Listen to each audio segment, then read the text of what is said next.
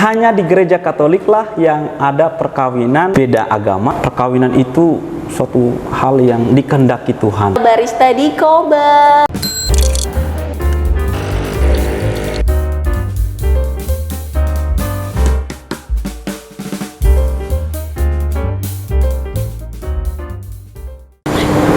Halo teman-teman, hari ini bertemu dengan saya Epifania Bulele di Kokes Kobar Podcast.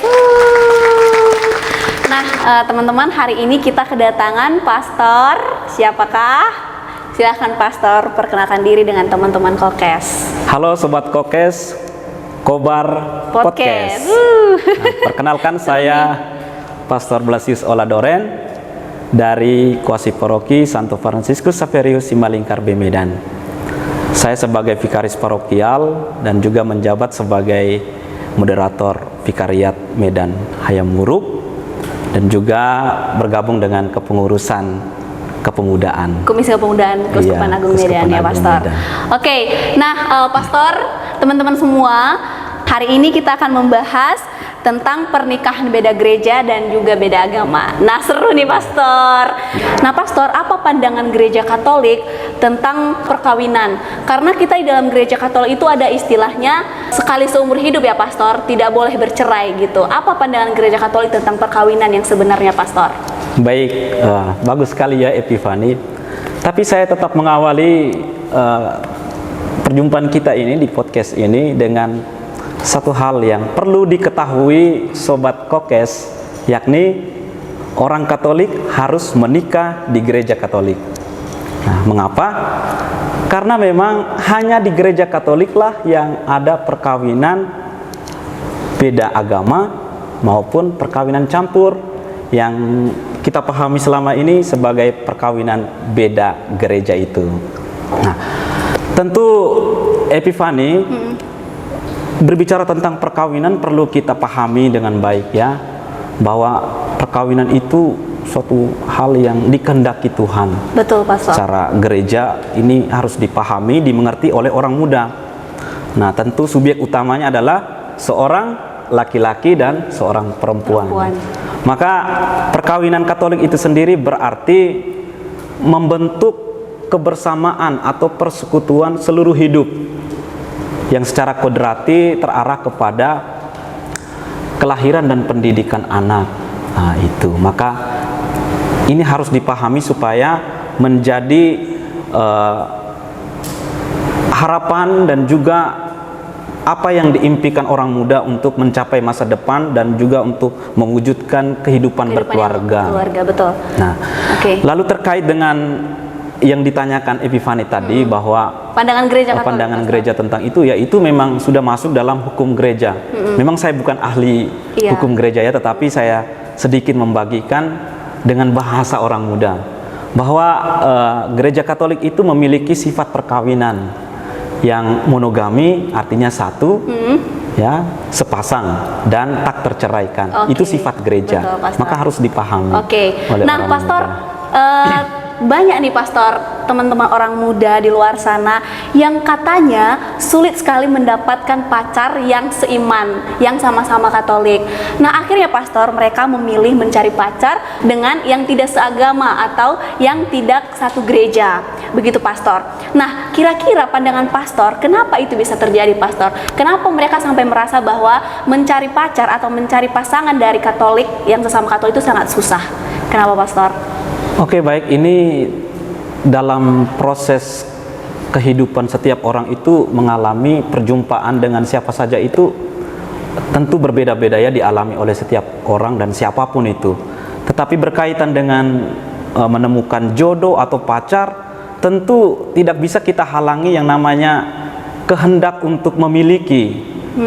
Betul, Pastor. Meskipun dia bukan Katolik, ataupun sesama Katolik, namanya cinta ya, kalau sudah jatuh hati ya tidak bisa kita paksakan, dan itu kebebasan ya, betul. Maka konsep yang harus ditanamkan dalam diri setiap orang Katolik adalah bahwa saya sudah mengimani Tuhan di dalam gereja Katolik, maka itu yang harus dipegang. Terkait dengan cinta, nah itu urusan kemudian. Tetapi harus kita ingat kembali kepada tema kita, bahwa perkawinan itu secara Katolik itu diperbolehkan baik beda agama maupun beda gereja, yang dalam arti ini secara hukum gereja disebut kawin campur ya. Jadi kalau kita berbicara tentang beda gereja, itu kita ingat perkawinan campur. Itu secara hukum gerejanya. Maka kalau dibilang cinta, setiap orang memiliki kebebasan untuk jatuh cinta. Jatuh cinta. Pastor, betul. Jadi soal jatuh cinta tak bisa dilarang. Iya betul Pastor. Begitu. Nah Pastor, di dalam gereja Katolik nih Pastor, sesuai dengan yang sudah Pastor jelaskan juga, bahwa di dalam gereja Katolik itu bisa perkawinan campur. Nah kan di dalam gereja Katolik itu berarti ada dispensasi. Nah apakah kalau mereka yang menikah beda agama atau beda gereja ini Pastor, apakah mereka yang berasal dari agama Katolik ini masih tetap bisa menyambut Ekaristi atau tidak Pastor? Oke, baik. Untuk menjawab pertanyaan itu Epifani, perlu kita lihat alasan mengapa diperbolehkan di gereja Katolik perkawinan beda gereja ataupun beda agama. Itu ya, kawin campur tadi. Maka sebenarnya soal perkawinan campur ini dalam kategori hukum gereja masuk dalam halangan-halangan perkawinan. Ini sebuah halangan. Tetapi karena disebut dispensasi itu sejauh yang saya ingat dalam kitab hukum kanonik kanon 85, dispensasi itu sendiri artinya pelonggaran daya ikat hukum terhadap suatu tindakan atau halangan-halangan. Jadi diberi kebebasan. Bahasa umumnya yang untuk dipahami orang muda, diberi kebebasan atas kuasa yang dari atas. Nah, siapa pemilik kuasa ini? Uskup setempat, begitu. Jadi maka ketika orang memiliki pemahaman demikian, gereja Katolik harus memiliki wawasan bahwa hanya di gereja Katolik ada perkawinan demikian. Di luar dari itu harus satu agama. Memang kita pun diharapkan satu agama, satu keyakinan. Tetapi diberi kesempatan demikian karena ada dispensasi atau izin ya untuk perkawinan demikian. Dan itu harus dikeluarkan oleh Bapak Uskup. Nah, maka ketika perkawinan campur ini terjadi, itu perkawinan disebut sah sebagai sakramen. Maka ketika salah seorang dari pasangan itu Katolik, maka dia justru yang harus kita selamatkan. Jadi kita maksudnya supaya untuk menyelamatkan jiwa yang Katolik. Berarti dia masih bisa gitu Pastor menyambut Ekaristi. Ya tentu untuk yang Katolik dia tetap bisa untuk menyambut sakramen.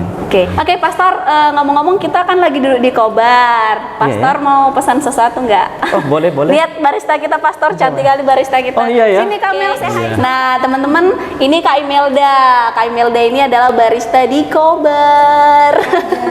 Oke Pastor, mau pesan apa? Ya, email ada sangar. Saya minta Kak sangar saja ya. Oke, sangar apa Pastor? Sangar espresso hangat. Hangat, oke. Saya juga sangar ya, sangar panas. Nah, oke Pastor. Selanjutnya Pastor, bagaimana pandangan Pastor nih? Kita kan tadi sudah menghimbau nih agar teman-teman kita orang muda itu tidak putus asa terkait hubungan mereka yang saat ini. Nah, bagaimana pandangan Pastor tentang teman-teman kita untuk diajak agar mereka bisa menerima sakramen di dalam gereja Katolik gitu Pastor? Gimana pandangannya Pastor? Oke, baik. Sobat Kokes, Kobar Podcast yang terkasih, ya tentu orang muda Katolik harus punya pemahaman ini ya, bahwa ketika iman kita sudah Katolik, kita perlu mengajak dalam arti memberi wawasan kepada pasangan kita yang bukan Katolik tentang bagaimana perkawinan di gereja Katolik ini. Mungkin dari pihak mereka tidak memahami tentang perkawinan di gereja Katolik. Mereka mungkin dengan konsep bahwa perkawinan di gereja mereka atau agama mereka seolah-olah seperti harus mewajibkan satu agama. Tetapi kita masih memberi kesempatan. Karena apa? Agama itu suatu kebebasan. Dalam undang-undang negara kita pun kebebasan beragama itu masih dijaga. Jadi jangan pernah takut, Sobat Kokes yang terkasih. Selagi kita masih beriman dengan baik, tetap percaya kepada penyelenggaraan Tuhan. Tuhan pasti membuka jalan untuk kita. Iya kan? Iya, nah, begitu. Pastor, kalau dipikir-pikir ya Pastor ya, kemarin itu sempat Epi baca juga bahwa di Keuskupan Agung Medan jumlah teman-teman saudara-saudara kita yang menikah beda agama itu naik jumlahnya Pastor. Menurut Pastor, kenapa pastor bisa teman-teman orang muda itu lebih banyak yang pacaran beda agama atau mendapat pasangan yang beda agama daripada yang Katolik? Menurut pastor apa sebabnya ini, pastor? Ya, bisa saja beberapa alasan yang terjadi. Mungkin setiap pribadi kurang saling mengenal sesama orang mudanya ya. Maka wadah yang perlu dibangun di sini adalah kebersamaan dalam kelompok orang muda Katolik, baik di paroki atau stasi, untuk saling mengenal. Sekurang-kurangnya inilah wadah cara kita untuk membangun kebersamaan, saling mengenal satu sama lain. Di situ bisa muncul benih-benih cinta itu kan, Epifani, kan luar biasa. Amin. Sebenarnya wadah ini membuka kesempatan untuk itu juga sebenarnya. Oke, pastor. Tapi apakah setiap pribadi mau membuka diri untuk masuk dalam kelompok ini? Nah, ini nih yang perlu dipertanyakan, buka dirinya dan teman-teman. perlu diusahakan supaya mereka mau bergabung dengan betul, orang betul. muda di parokinya masing-masing. Benar, pastor.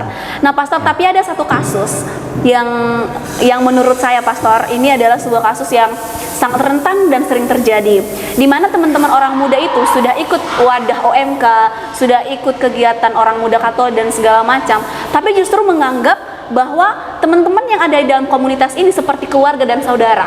Akhirnya tidak bisa tumbuh yang namanya rasa jatuh cinta, mau mencari pasangan di situ, gitu loh, pastor. Itu kasusnya yang selama ini. Nah, kira-kira ada nggak himbauan pastor untuk teman-teman di luar sana yang merasakan hal yang seperti itu, gitu, pastor? Silakan, pastor. Baik, teman-teman orang muda, jangan takut bahwa kita memang saudara dalam iman. Tetapi soal rasa jangan takut untuk mengungkapkan. Kan begitu. Kadang-kadang orang takut mengungkapkan karena sudah merasa saudara dalam satu gitu, iman. Karena udah merasa keluarga, gitu, keluarga. pastor. Tapi enggak usah takut. Cinta itu akan terus berkembang.